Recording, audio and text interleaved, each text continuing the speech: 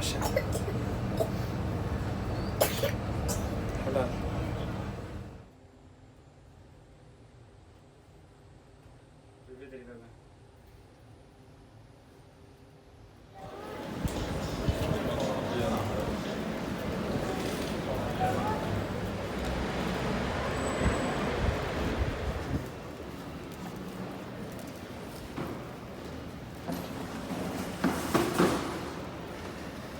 Ne istiyorsun?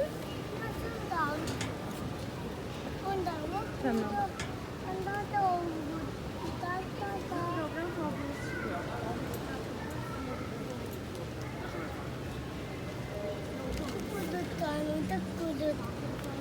Bak getirdi abla.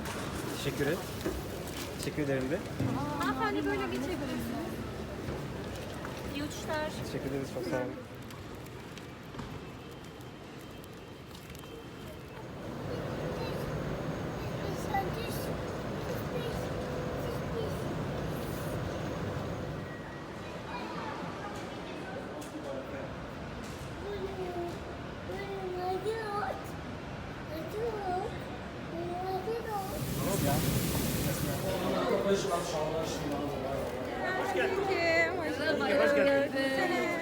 Hoş geldin.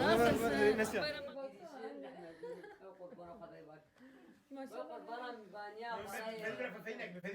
Ne zamandır hep bu anı bekliyorduk. Ha gideceğiz, ha gideceğiz. Ama biz de çok güzel.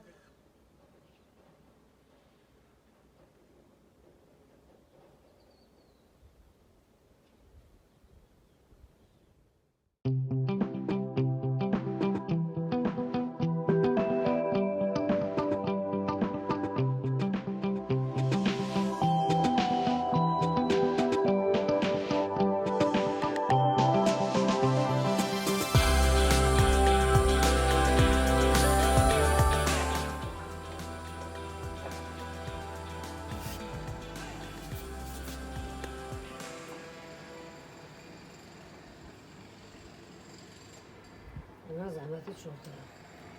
Tek tek tuzladık. Koyduk sonra.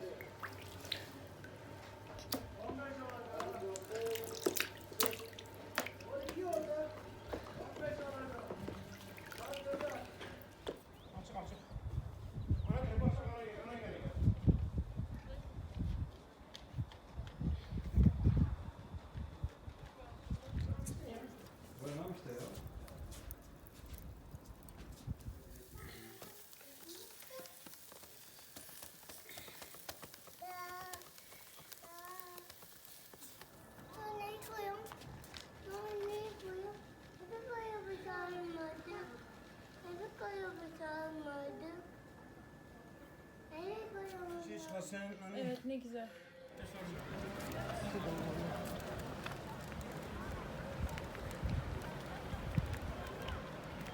Bunları daha çok, bunları çok kaldırdım.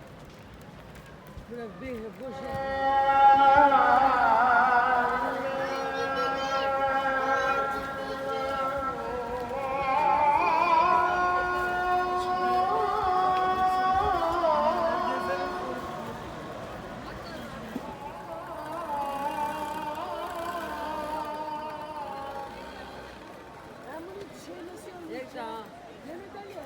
Bu emlak, ne diyor, biraz yakla.